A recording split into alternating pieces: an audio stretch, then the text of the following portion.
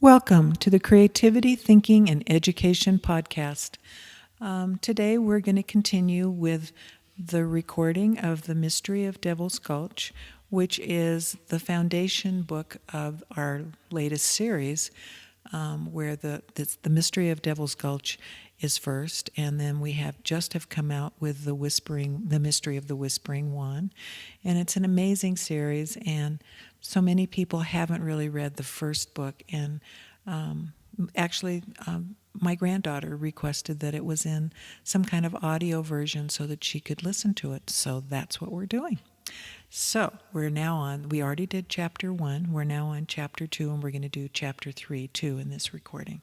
Chapter 2, the phone lines are cut. I have to call the police right away, I said, trying to keep the terror out of my shaking voice.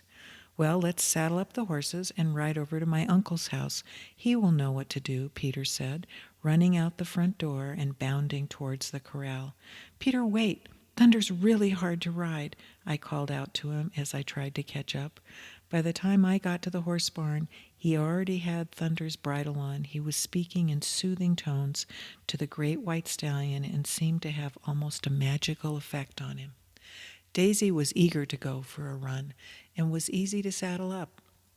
We were on our way in less than 15 minutes.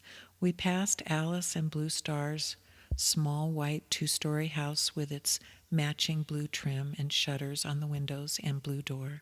Alice was sitting in her rocking chair on the large front porch as we trotted past. I waved and shouted, "Somebody's kidnapped Grandpa." She waved me on and ran behind the house to their small barn where Blue Star was tending to their donkeys. It was as if she wasn't surprised at all about what I had just said. The mist was thick from the fog that was rolling in, which made it hard to navigate. The air was as heavy and sad as my heart. I could feel it beating rhythmically with the pounding of the horses' hooves. The large, old blue Victorian house that belonged to Sam Harris came into sight. Peter jumped off Thunder, tied him to a post, and bolted up the stairs 2 at a time. He was inside the house talking to his uncle before I was off Daisy. A large man with a kind face, brown hair, and bright blue eyes was already talking to our local sheriff, Kevin Johnson, on the phone. "Sheriff Johnson, this is Sam Harris. It seems as if Captain O'Toole has been kidnapped." "Yes, she's here with us." "Okay, we'll wait for you," he said as he replaced the phone receiver. There was a knock on the door, and Alice and Blue Star rushed in, their faces filled with concern. "Rachel, dear, sit down," she said quietly. "Tell us what happened." Her calm energy and gentle nature always made me feel safe. She was one of my grandfather's oldest friends. She and Blue Star came from a long line of medicine men and women. I started to tell them the story about Ernie Tyler and the green van when a tall man with sandy brown hair and a tan, weathered face and strong hazel eyes appeared at the door. "Hello, Sam." "Hi, Alice. That fog makes driving fast a little challenging," said Sheriff Johnson as he pulled up a kitchen chair and sat down next to me. "Rachel had just started to tell us what happened," said Alice. "Oh, okay, good. Could you start from the beginning for me, Rachel?" he asked. Stammering and trying to maintain control of my shaking body, I said, "Yes, sir, I'll try. I was out for a walk when I met this man on the beach. He asked me about my grandfather. He said he and his friends wanted to buy a treasure map from him." "Oh, not that pirate treasure tale again," said Sheriff Johnson with a sigh as he jotted in his notebook while I talked. "Sheriff, those pirate stories have been told around here ages before you were born," said Alice, as she put a blanket around my shoulders kindly. "Well, that may be so, but my job is to find out the facts and not listen to stories that have grown bigger and longer and stranger each time someone tells them," Sheriff Johnson said as he stood up. Then he continued on. "Alice, can Rachel stay with you while we sort this all out?" "Of course she can," Alice said protectively. He started towards the door and then turned around and said, "Has anybody or anything out of the ordinary been around or occurred lately, Rachel?" I thought for a moment and said, "No, I don't think so." "Okay, I'll need to talk to you a little more this afternoon. I'll stop by Alice's house within an hour," he said as he walked out the door. "I'll take the horses back over to your house, Rachel, and maybe I can come over later, if that is okay. Don't worry about the horses. I'll take care of them while we look for your grandfather," Peter said. "Thank you, Peter. Yes, the horses would be better off in their own corral. I'll see you later today then," I said gratefully. The wind picked up and whistled crisply in and out of the cliffs and caves that jutted out into the ocean. Blue Star, Alice, and I walked the short distance to her house. Blue Star and I sat on the front porch, watching the waves crash against the rocks with a steady roar. Alice came out with steaming cups of hot chocolate and some warm homemade oatmeal cookies. As we all sat in the uncomfortable silence, eating our cookies and drinking the cocoa, I said, "My grandfather is the most important person in the world to me. I can't bear to think of anything bad happening to him. I am so scared." "Your grandfather is wise and has been in trouble worse than this in all the years I've known him. He will get out of this just fine," Alice said with a strong resolve in her voice.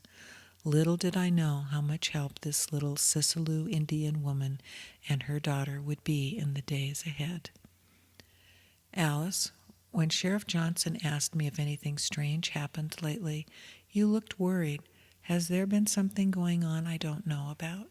I asked. Alice pulled her brightly colored shawl around my shoulders and said, "There are many things you don't know about your grandfather, dear." She seemed to be thinking out loud. "I'm not sure where to begin. Years ago, when I first met your grandparents, I knew instantly that there was something very special and different about them, especially your grandmother, Mariah." She put her teacup down and said, "Your grandfather told me that you were the exact image of her when she was a young girl. It is normal in the Native American culture to have visions and to understand signs, especially for medicine men and women in our tribes. So we talked with each other about the experiences the captain and your grandmother had without being judgmental. Captain O'Toole was afraid people would think he was crazy, so he rarely talked about the things that he saw or heard," Alice said quietly. What did he see?" Blue Star asked, sitting with her cup balanced on her knees. Both Rachel's grandparents were clairvoyant, which means they could see spirits," Alice said. What kind of spirits?" I cried as I sat straight up. Both Blue Star and Alice laughed. "Oh, old fishermen who had crashed up on the rocks years ago, Native Americans from the past, spirit animals, and all kinds of things. What worries me is that your grandfather had a premonition a month ago that something bad was going to happen. He made me promise to take care of you if anything happened to him," Alice replied as she pulled the blanket back up around me. "How long has Sam Harris lived here, Alice?" I asked. She smiled. "Sam's an interesting character, don't you think? With his disheveled look and his baggy pants. He's lived here on and off for 30 years. Blue Star smiled a knowing smile with her mother and said, "Why do you ask? He's been a good friend to your grandfather for a long time." "I don't know. He somehow seemed different, almost like there's something going on with him that I don't understand," I replied. Well, maybe that could be because he's a retired undercover agent for the FBI," Alice laughed. "What? We have an FBI agent living here? Why? Nothing ever happens here. It's a sleepy rural area of Oregon," I snapped.